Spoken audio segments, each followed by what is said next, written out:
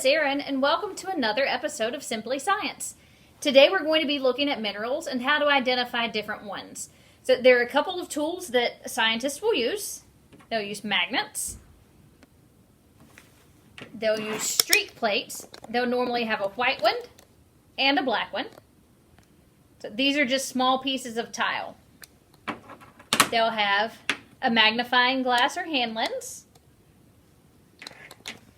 They'll have a copper coin, a glass plate, a nail, and some type of acid. I in here have some vinegar. They also might use a UV pen, as some minerals will glow under UV light. None of the ones that I have out today have any reaction with UV light, but if you poke around outside and find some different minerals, you might find one that does. So the first test that I'm going to do is to see if any of my minerals are magnetic. No luck so far. Oh, that one is. So I need to remember that mineral number 3 is magnetic. None of these next ones are. Oh, this one is. So I need to keep it in mind too.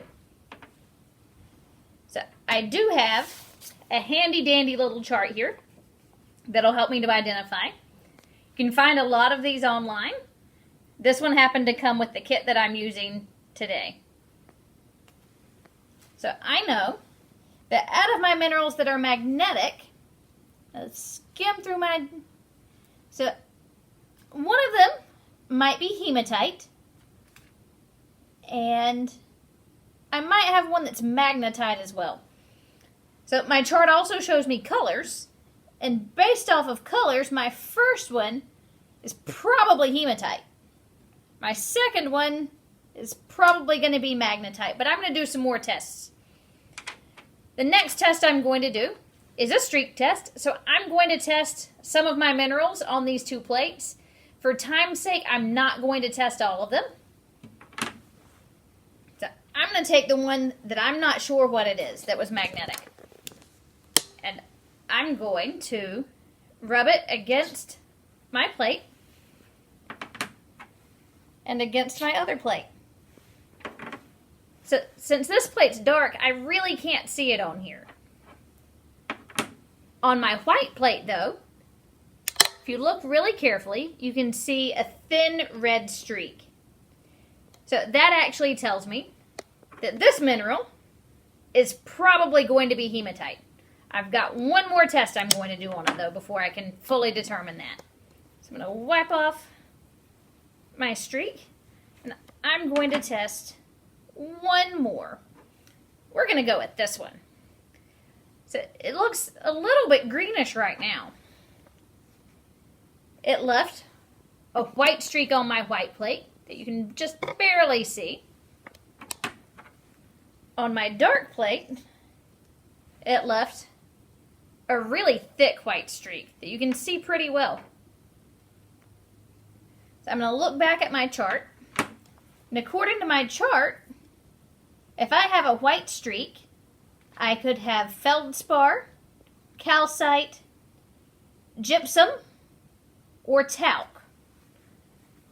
So I've got to do a couple more tests on these two, though, to determine exactly what I'm looking at. So my next test is going to be to test for hardness. That's going to use my penny, my glass plate, and my nail. I can also use a fingernail. And depending on which one will scratch the surface of my mineral or is scratched by the mineral is going to determine how hard it is according to something called the Mohs hardness scale. So I'm going to start with the one that I suspect is hematite. So let's see if it scratches a penny. It did. So that means that it's actually pretty hard. Or, actually, no, I had that backwards. It means that it's not very hard. A penny's pretty easy to scratch. Next is going to be my glass plate.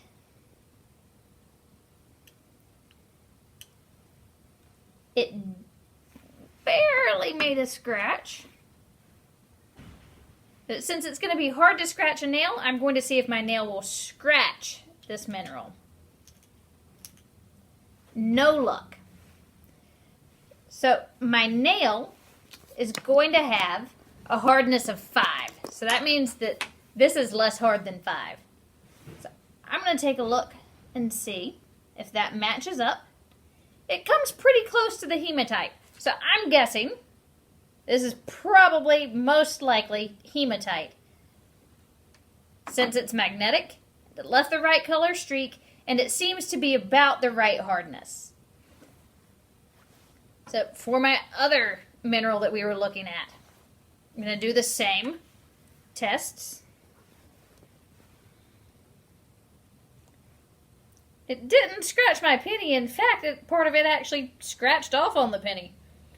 So its hardness is less than that of a penny. I'm going to try with my fingernail. And I can actually scratch with my fingernail. So it's really not very hard at all. So I'm guessing it's talc. I'm going to check my chart, though, to see if there's anything else that can help me out. And my chart says that it has a greasy feel. This definitely feels like I've been eating French fries or potato chips. So it is most likely going to be talc. So it's pretty fun testing to see if you can figure out what a mineral is.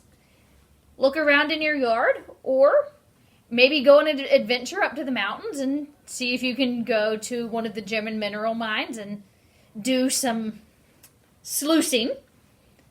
With that, you would actually get a pan and some dirt with rocks in it and be able to put that in water, shake it around some. The dirt's going to go out of it. You'll be left with different kinds of rocks that you can see what they are. So let us know what you can figure out. We would love to see your messages in the comments of you doing some tests of minerals. We'll see you again soon.